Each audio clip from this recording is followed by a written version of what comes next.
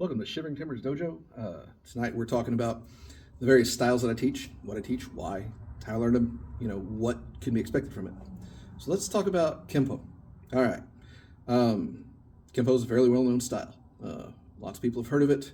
There are many different types of Kenpo. There's Shorinji Kenpo, American Kenpo, there's Parker Kenpo, and there's Tracy Kenpo, and there's some others, offshoots, including the Kaju Kenpo, which gets a little further afield.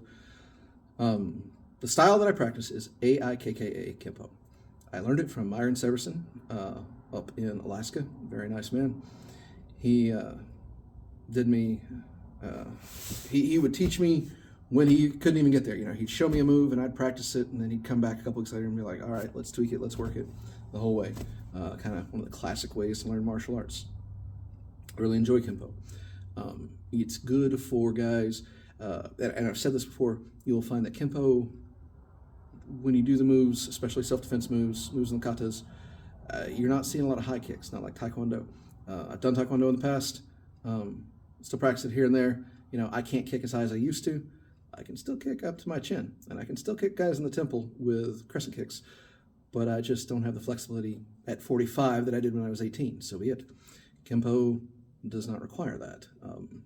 Sure, you kick, but you keep it about waist level, because whenever you're doing a kick in a self-defense situation, honestly, kicking lower is generally going to be your best bet for keeping your balance. AIKKA Kenpo, where's it come from? A whole lot of places. I'm not going to get into that.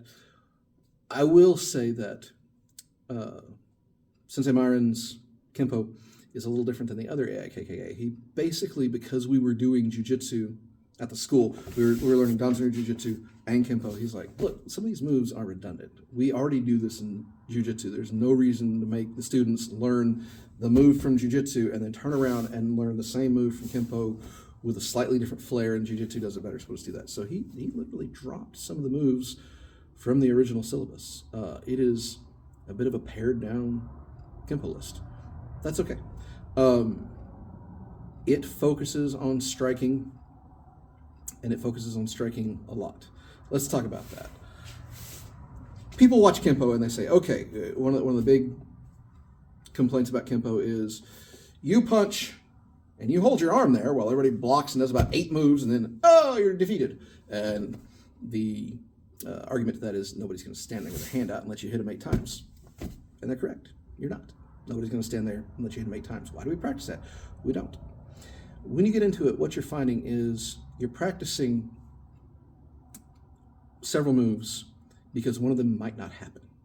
You're practicing several moves because at any point in time, oh, that one didn't go, that one was deflected, that one was moved. So you're practicing a chain of things together. And as you practice Kenpo, you realize, oh, the thing that I learned in this move, I can also add to this move over here. And once you realize that you're, again, and you see a lot of the old guys talking about Kenpo, you're teaching the principles.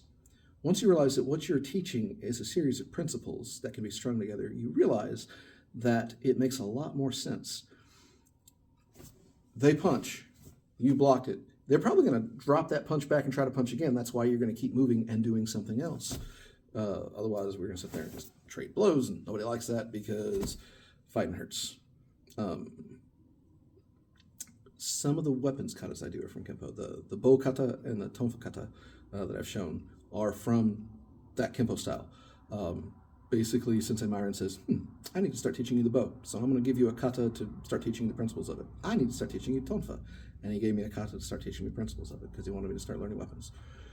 They are not the official Kenpo bow kata. They're not the official Kenpo tonfa kata. That's okay. They teach principles and start to learn from there. So when you watch the Kenpo, keep in mind we're teaching principles. We're teaching several strikes, all in one thing, yes, but we're realizing that you could do one or the other or another and then move from there. How to move, how to keep your body oriented to keep your attacker, in front of you, not behind you, where he's not got an advantage where they can strike you instead. So stick around. We're going to explain a couple more things, and thank you all for watching.